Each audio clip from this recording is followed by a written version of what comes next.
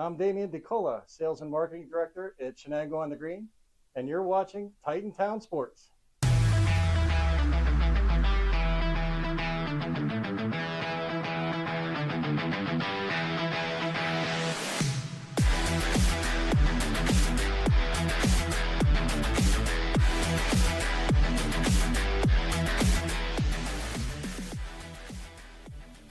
Welcome back to Titantown Sports. I'm Jordan Tate. Today, I'm joined with a familiar face with the first time at the desk, Ben Kelly. Ben, how are we doing today? Doing great. Funny to kind of be up here for the start. Usually I'm over there. They let me out of the cage a bit today. Finally here on the anchor desk. Yeah, so tell me, are you excited? You're finally here as an anchor. Usually you're Coach Benzel interviews, but you're here, you're host, and I'm excited to be with you today. I'm jazzed up, man, I'll tell you. We got a great week of Titan Sports to recap and a great week ahead as well, so let's not waste any more time. Absolutely. Like you said, let's not waste any more time. We're going to take a quick dive into some familiar faces on the football team, but new roles for the Titans.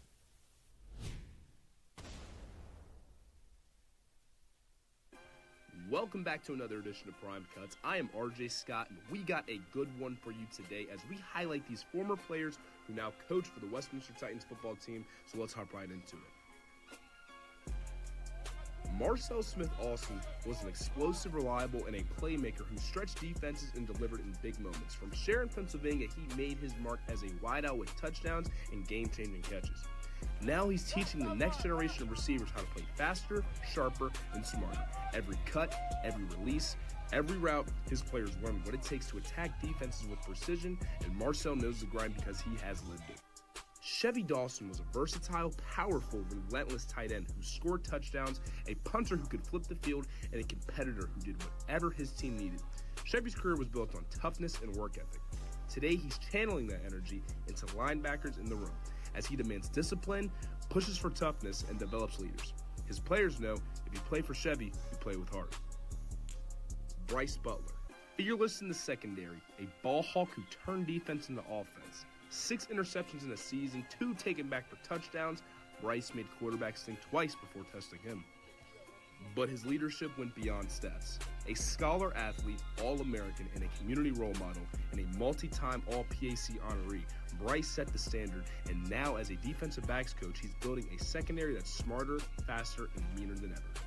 3 Titans, 3 journeys, 1 mission. Marcel Smith-Austin with the receivers, Chevy Dawson with the linebackers, and Brice Butler with the defensive backs. They were Titans then, they're Titans now.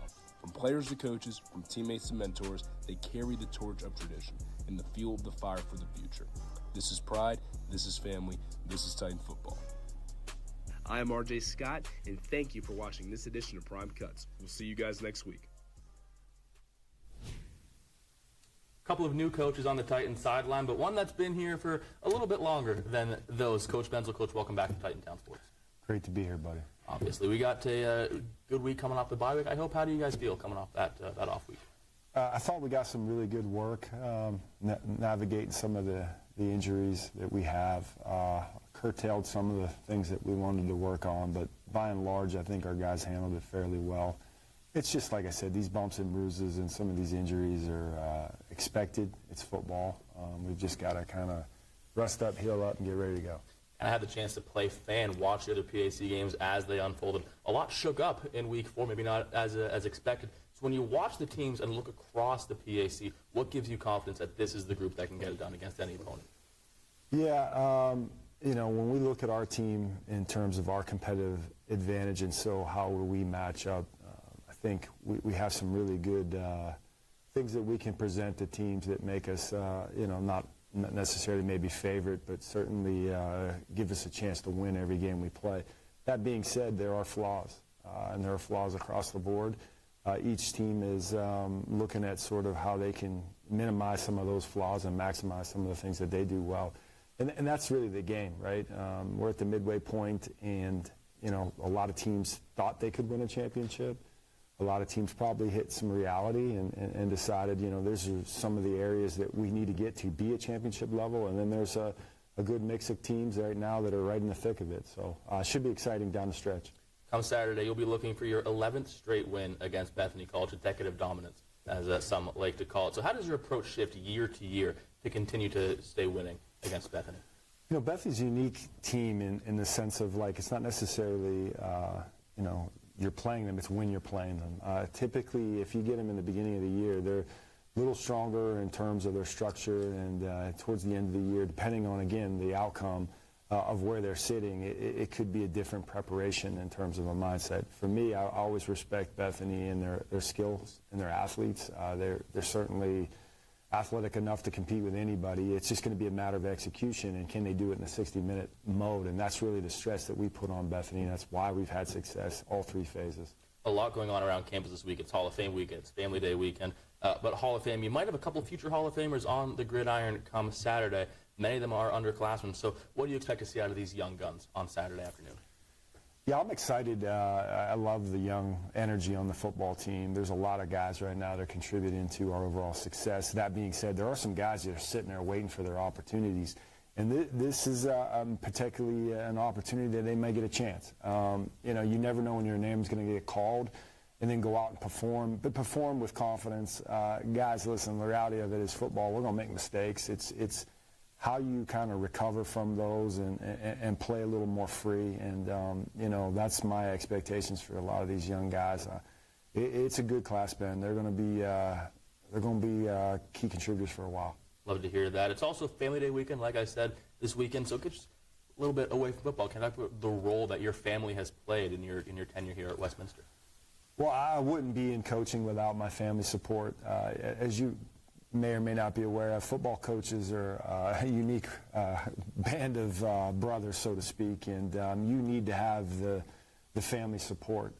I'm blessed with a great wife, Cindy, and she does an awesome job of raising 2 tremendous kids. My kids, Bailey is a junior now in high school, and my son is now in 6th grade. And, the challenge is always going to be, I spend a lot of time away. So when I'm with my family, I maximize that time a lot. I try not to shortchange them in any sense. I try to involve them as much as they can, but they have their own stuff going on too. So the only thing I wrestle with is I wish I could be at more of their events and things of that nature, and vice versa. So, but they're a huge part of why I do what I do. Lastly, Coach, we didn't get it last week, so the big return to the 3 keys to beating Bethany this week. Yeah, I know I sent them to you. I guess kind of my mind's been a little bit off, but I think most importantly, all 3 phases will be a big key to our success. I think, we got to play mistake-free football. That's going to be a huge part of it. And like I said, and then finally, big plays. We got to go out there and make big plays. There are opportunities out there for us to make them on offense. And then defensively, we've got to be disciplined enough to be able to take that away from them. If we can do all 3 of those things, thanks for the prompt, too. That was huge. So that'll help us.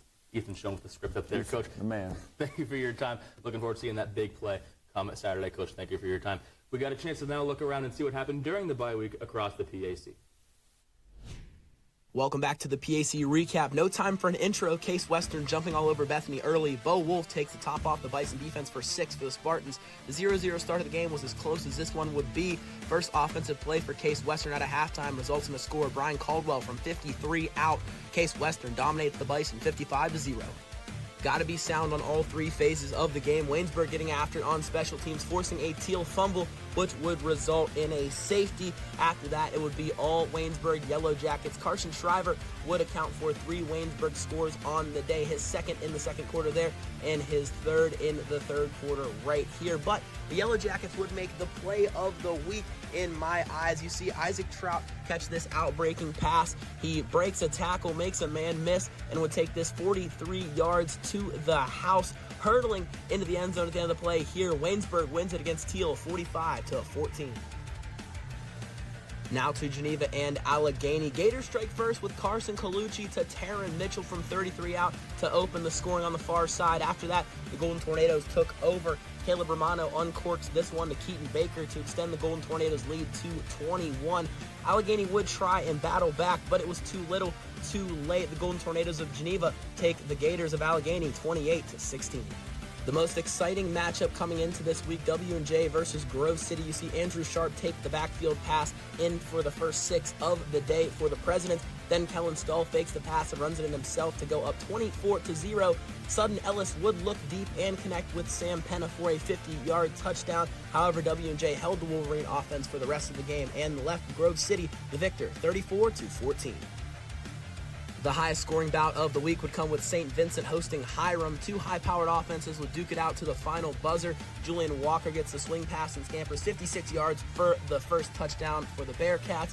The best receiver in the nation, Chris Downs, continues his dominance, going for over 150 and 2 scores, that one from 9 yards out to tie the game.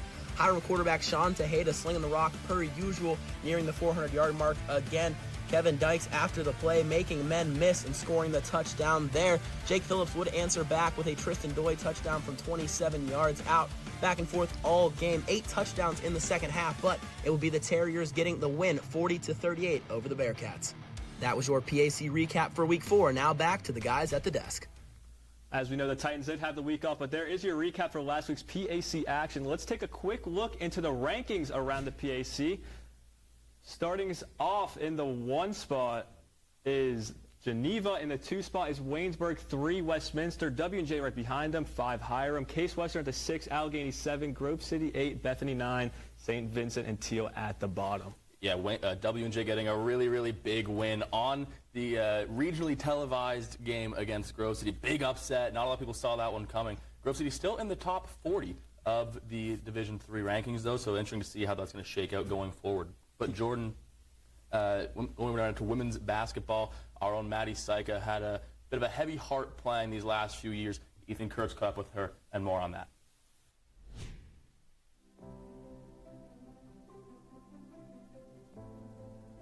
Westminster sophomore guard Maddie Syka broke out her freshman campaign with 17 points in just her second collegiate appearance. Her first year was one met with much adversity, missing time due to an injury but also facing tragedy off the court. In every game, Syka plays for her cousins Emma and Grant that devastatingly passed in the summer before her first semester. So on July 20th, 2024, my cousins were in a car accident. My cousin Aubrey fortunately made it, but my cousin Emma and my cousin Grant did not. I was really close with all of them when this happened. I've actually played softball and basketball for 2 years in high school with Emma. I was the reason she played basketball and she was the reason that I played softball. And then my cousin Grant, we would hang out at all of my little sister's softball tournaments because Aubrey, who survived, played on the same team as her, so they didn't know if Aubrey was going to make it or not. So she got life flighted to trauma and at Children's Hospital in Pittsburgh. She made it through the night, and then very quickly she started making tremendous strides towards recovery. So on August 8th, we came back when she was discharged and had a big parade for her. Like we had the news people were there. So many people came to support her. It was just unbelievable the amount of support that she had in the hospital. And coming out, and the support she still has. We have a page on Facebook, Aubrey Strong, where we would post the updates that when she was progressing in the hospital. So for our softball team that we played together in high school, Western Beaver, what would have been Emma's senior night, they wanted to honor her, so they had my family come up. I talked a little bit about her and just gave a little spiel on kind of person she was. They had her jersey framed and they gave it to my aunt just so she could have like a little keepsake, which was very nice. And then to start the game off, they had Aubrey throw the first pitch. It was very special, and you could tell how many people's lives she touched just from that one place. So obviously with everything happening about a month before my first semester of college, took a big toll on me. I was already really nervous about coming to college, just a big change. I love being home, I love my family, so it was already going to be hard for me to go, and then this happening just made everything like worse. I felt like I couldn't be there for them when it was obviously like their hardest times. I was like stuck here, so honestly I would go home a lot and call a lot, FaceTime a lot, but I'm very grateful that I had the support that I had here with my friends my team, my coaches, they were a big reason in how I was able to stick out playing through the year, getting through the year. So I'm really grateful that I had the support system that I did, even though it was like really tough for me to kind of push through. Every game I played, every practice I practiced was all for Emma and Grant. I had their number on my shoe, which was 17. I had their names on my shoes. And on our lockers last year, we decided to put up pictures of our whys, like why we do what we do, why we practice as hard as we practice, play as hard as we play. And I put a picture of me and Emma and a picture of me and Grant on it. I just want to be able to keep going because Emma was my biggest supporter always in sports. If I had a bad game, she'd be the first one to pick me back up and be like, hey, you're good. Like, there's always next game. Every time I had a good play, she was the first one to jump up on the bench at basketball and cheer for me. First person on the softball field to cheer for me. Grant, he's just so positive and would always like just talk to me about sports, and he played baseball, so it was just, and even like anyone that he played baseball with would tell you how much of an inspiration he was and how he kept everybody up and cheering and how he was always positive no matter what. So yeah, I played for them knowing that they couldn't play anymore for themselves, just having that in the back of my head and knowing that I'm doing it for them, I'm doing it because they can't, really kept me going. I ended up getting a tattoo on my shooting hand. It was a heart from a note that Emma wrote me, and I got 2 of them. I got a blue one for Grant because that was his favorite color, and then a green one for Emma because she was really big on mental health and making sure people were okay even when she was struggling. So just knowing that I have them with me through every game, through every practice, through every lift gets me through and makes me push myself harder.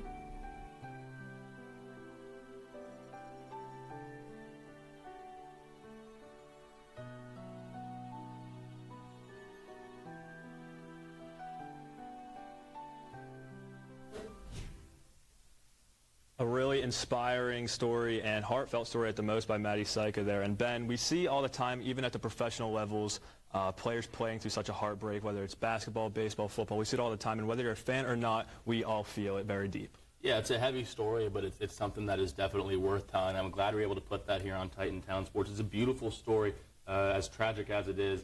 A lot of kudos to Maddie Syka for being able to have that mental fortitude to play through it. And I know her family members looking down and smiling on her. Absolutely, and that is something that also does make sports great. It is a moment that I feel everyone can come together, again, whether you're a fan or not, and support one person. Maybe eventually you become a fan of that team. But as we segue over, down the street last week, Wilmington High School hosted the high school football game of the week. Let's take a deeper dive into that. It's time for another edition of High School of the Week. My name is Tom Rook, and this week we are highlighting the Wilmington Greyhounds. On July 1st of 1966, Wilmington Area School District was created upon the closing of the previous Wilmington Area Joint School System.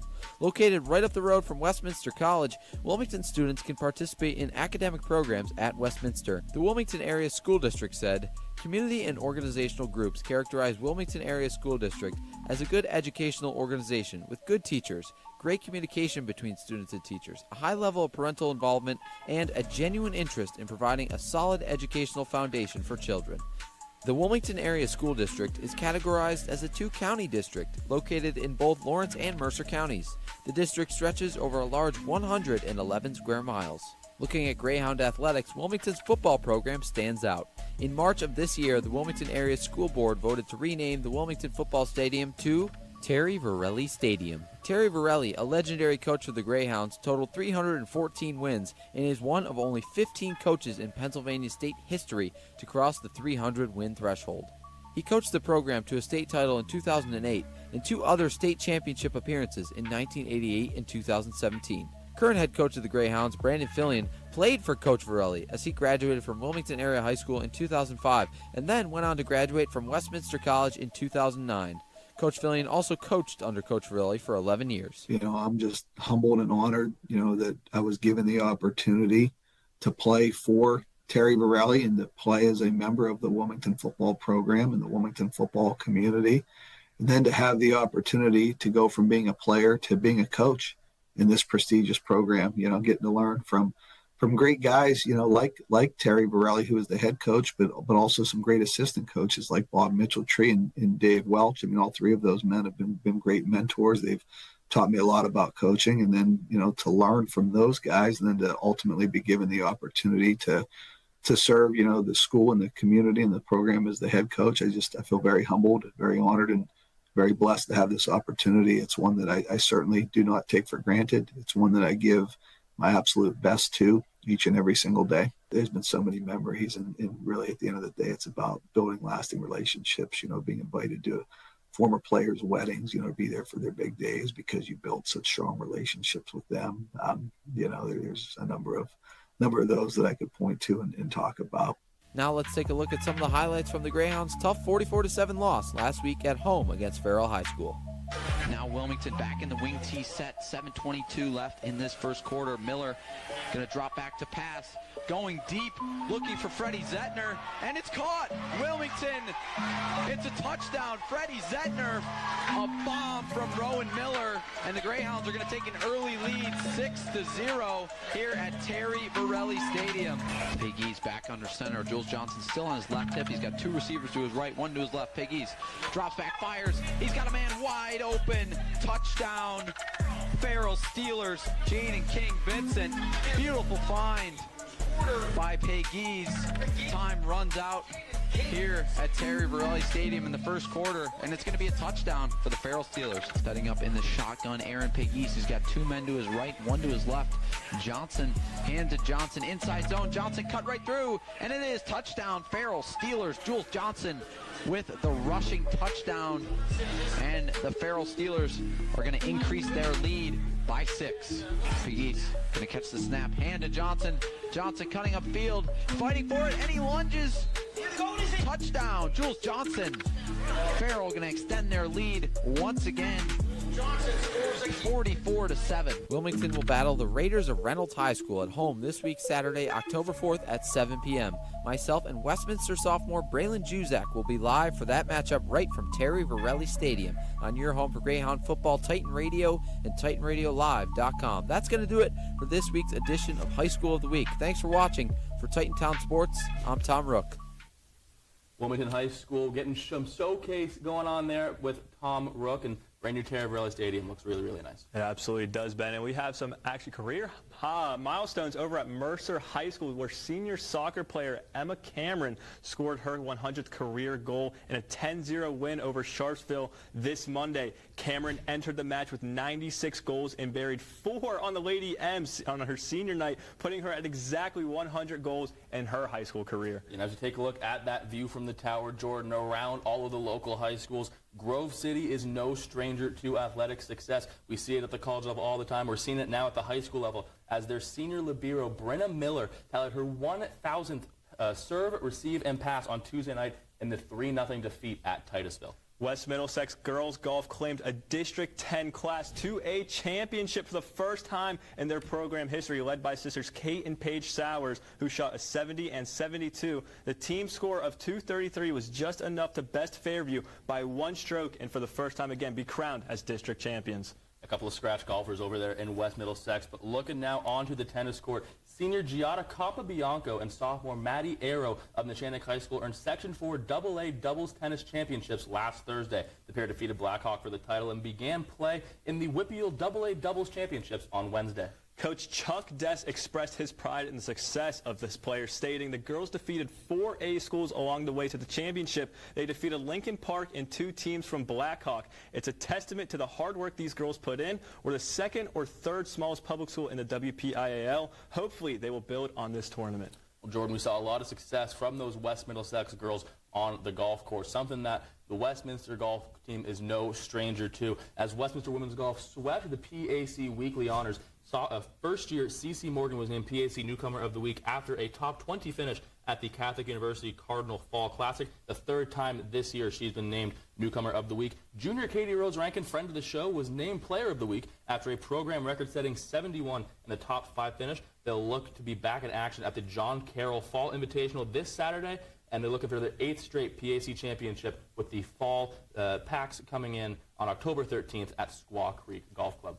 Ben, as a golfer yourself, I mean, you know it's not very hard to be good at it. I try personally to play golf, and I've switched my grip up. The interlock, is that correct? You really want the interlock, yeah. You want the pinky of your bottom hand interlaced between the middle and the index finger of your upper hand. Okay, and then that's what they tell me, and then I'm no good. Yeah. But we'll have to see what goes on. Yeah, and on my backswing you want to talk to Katie, so you want to talk. Yeah, I'm not very good at golf, so. You're a golfer. You tell me to go talk to Katie, so I'll take your word for it. Go talk to Katie. But maybe we talked with Coach Benzel with the Hall of Fame weekend coming up. Maybe a couple future Hall of Famers on the gridiron for the football team. Maybe we see some in the women's golf team, especially them with their 7 straight PAC championships. We will be seeing some inductees enshrined in excellence at the Titan Sports Hall of Fame this Saturday. Let's get a better look at who they are right now in the vault.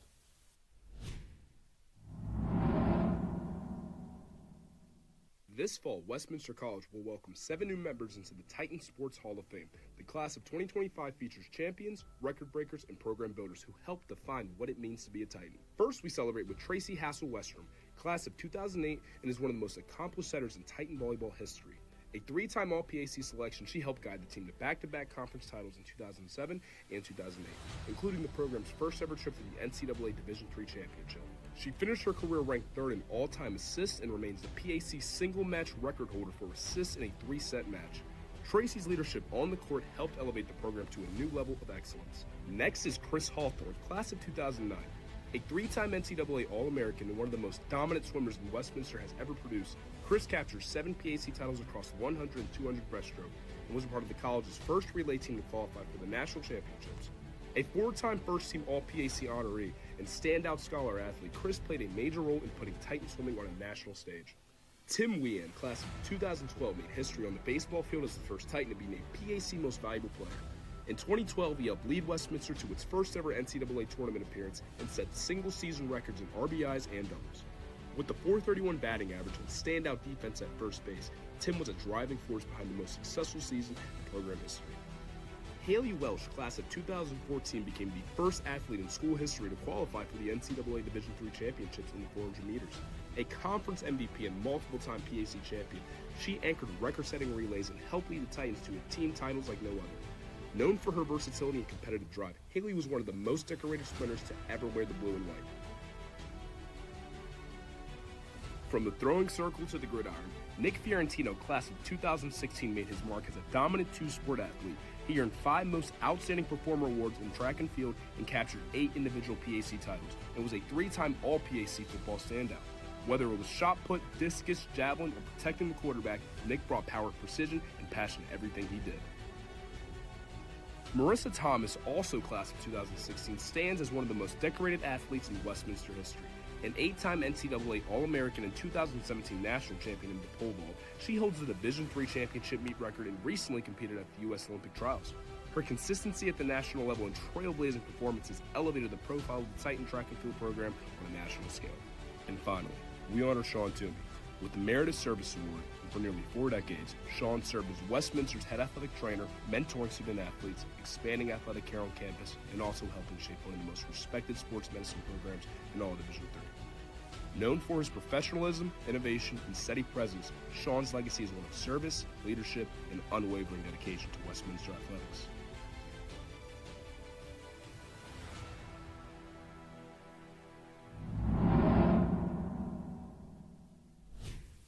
Well, we'll be able to see the induction ceremony on Friday evening at McKelvey Campus Center, and they'll be honored Saturday during the halftime of the Titan football game versus Bethany. Jordan, a lot of great things at the Titan Football Hall of Fame. Absolutely, and we'd like to highlight someone who might not be in the Sports Hall of Fame, but a person who is nothing short of a legend around these parts. Westminster alum Sebastian Salazar, who works at ESPN. Let's take a deep dive into his Alumni Spotlight.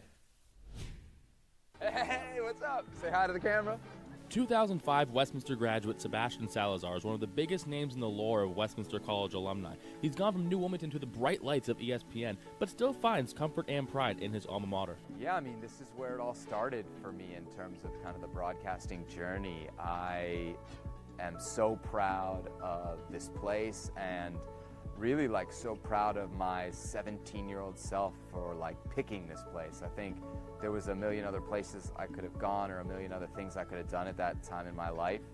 And I remember my first time on this campus feeling like this is the place where I'm going to be able to make the next steps.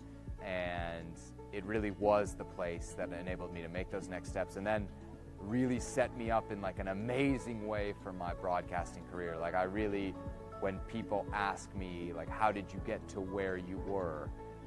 If not for those years at Westminster, I wouldn't have had the start to my career that I had, which then kind of like translated to the rest of my career going the way that it did. At ESPN, he covered the Little League World Series, World Cups, and hosted his own show covering soccer. I asked him, when looking back, what stands out to him the most? Yeah, I think for me, if I look back over the career, there's been a lot of kind of like really cool moments. I think 2018 World Cup stands out for me because that was an opportunity to cover the Mexican national team, which for me is like my favorite team ever in any sport, and do it in English for ESPN, the biggest platform there could possibly be. That was a dream come true. The next World Cup, I got to take my little show to the World Cup in Qatar and do a show every single day after the last game of the day. Those were kind of amazing professional experience. Trailblazing at Westminster and ESPN, Salazar is responsible for creating this show's name. He coined Titantown Sports when he was a student and loves to see it live on decades later. Yeah, so my sophomore year, I was the sports director at the Westminster Cable Network, and I wanted to brand our sports segments. And the idea of Titantown comes from Titan. Obviously, we're going to cover Westminster College sports, but I thought a good way to try and get people to watch would be to produce content that was about the local high schools, because I knew the local high schools here had a very big following. So we did Titantown to tell people, hey, we're going to be covering sports from not just Westminster College, but the surrounding high schools as well. And I've always kind of fancied myself a creative type. I like to build things, I like to create things, and I've done that at all of the stops over my career. The sad thing is that when I leave those stops, my ideas, my projects usually tend to fade away. They go away once I leave. So the fact that like 20 years later I would come back here and there'd be something still called Titantown Sports is really special to me, and I think it's really cool, and it's something that I take as a big honor, really. ESPN's Sebastian Salazar, class of 2005 at Westminster, and forever a Titan. Little fun fact for you all, Sebastian Salazar is actually the pioneer of the name Titantown Sports. And actually, before we get out of here, Ben, a little bit of a debate between the two of us. Would you like to kind of further expand on that? I think they might already know. We're going a bit vogue here. Fans, we got 2 anchors, 2 navy suits, 2 blue shirts. You're rocking with the tie. I got the tie today. First time wearing the tie, but I don't mind it. We got a bit of who wore it better, so let us know. Maybe we'll see next week. You think you might look good, but I think I got it. I think the kicker right here. It's the socks. It's the socks. It's the aliens from Toy Story every week. It's a new sock, so who knows what next time it'll be. But you know, Jordan, I think that actually might give me the win. We'll let the people decide. We'll see. Okay. The results will be on next week's episode of Titantown Sports. Make sure you're voting on Twitter and our X and all of our social media pages as well. And you're going to want to go with the big guy right here. Jordan Tate, Ben Kelly, thank you all again for tuning in. We'll see you next time. I'm Aiden Fletcher, linebacker for the Westminster Titans, and that was Titantown Sports. See you next week.